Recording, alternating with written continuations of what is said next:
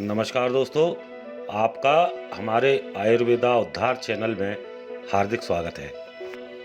नमस्कार दोस्तों, आज हम भृंग राजसप के बारे में चर्चा करेंगे।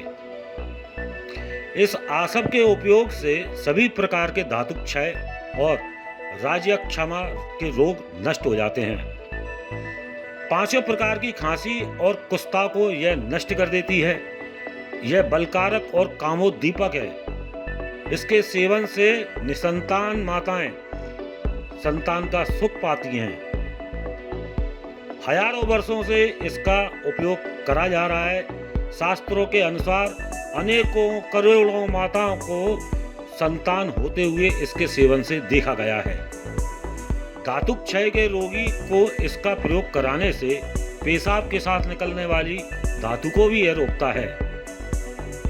यह आसप सुस्ती को हटाता है, अलर्टनेस लाता है, खुशहाली लाता है, प्रसन्नता लाता है, निर्बलता को हटाता है, प्रमेह को हटाता है, दिमाग की शक्ति की कमी को खत्म करता है, नेत्रों के रोगों को ठीक करता है, श्वास के रोगों को ठीक करता है, नज़ला के कारण होने वाली नेत्रों में जो तकलीफें हैं उनको यह ठीक आसानी से करता है।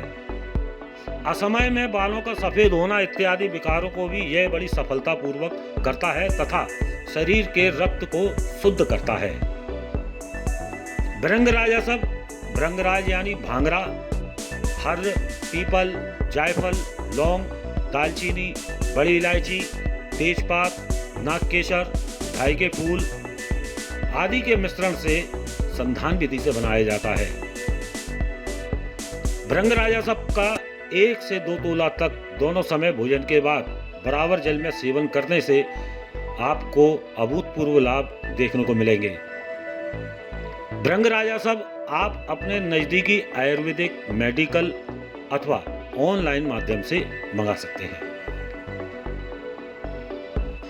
दोस्तों, अगर आप अन्य आयुर्वेदिक दवाइयों की जानकारी चाहते हैं तो कृपया आयुर्वेदिक उद्धार की प्लेलिस्ट को अवश्य देखें।